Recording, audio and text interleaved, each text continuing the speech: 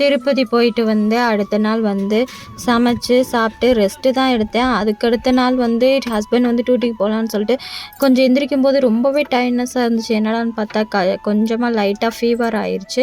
சரி இதே அம்மா வீட்டாக இருந்தால் அம்மா வந்து நம்மளுக்கு சமைச்சு கொடுப்பாங்க, நம்ம மட்டும் தூங்கிட்டு ரெஸ்ட் எடுக்கலாம். இங்கே வந்து ஹஸ்பண்ட் வந்து டியூட்டிக்கு போவாங்க. ஸோ அவங்களுக்கு நம்ம சமைச்சு தான் ஆகணும். வீட்டில் வேறு காய்னா ஒன்றுமே இல்லை, என்ன பண்ணுறதுனே தெரில. சரி ஒரே ஒரு சேமியா பாக்கெட், அது ராகி சேமியா. எனக்கு இந்த ராகி சேமியா வந்து ரொம்ப பிடிக்கும். எனக்கு எங்கள் வீட்டில் மோஸ்ட்டாக வந்து இந்த ராகி சேமியா தான் பண்ணுவாங்க. நான் வந்து இந்த ராகி சேமியாவுக்கு வந்து வெறும் அந்த சர்க்கரையும் அந்த தேங்காய் பூ மட்டுமே சாப்பிட்ருவேன். ஏன்னா என் ஹஸ்பண்டுக்கு வந்து தனியாக ஒன்று செஞ்சே ஆகணும். அவருக்கு வந்து இந்த தேங்காய் சட்னி தான் ரொம்ப பிடிக்கும். அவருக்கு அது செஞ்சு கொடுத்துட்டேன். ஸோ உங்களுக்கு எப்படின்னு சொல்லிட்டு கீழே மறக்காமல் பண்ணுங்கள். நீங்கள் வந்து சர்க்கரைனா தொட்டு சாப்பிடுவீங்க, இல்லை தேங்காய் சட்னி வேறு ஏதாச்சும் செஞ்சு சாப்பிடுவீங்கன்னு சொல்லிட்டு சொல்லுங்கள். ஸோ இந்த வீடியோ பிடிச்சிச்சுன்னா லைக் பண்ணுங்கள், ஷேர் பண்ணுங்கள், மறக்காமல் கமெண்ட் பண்ணுங்கள், சப்ஸ்கிரைப் பண்ணுங்கள்.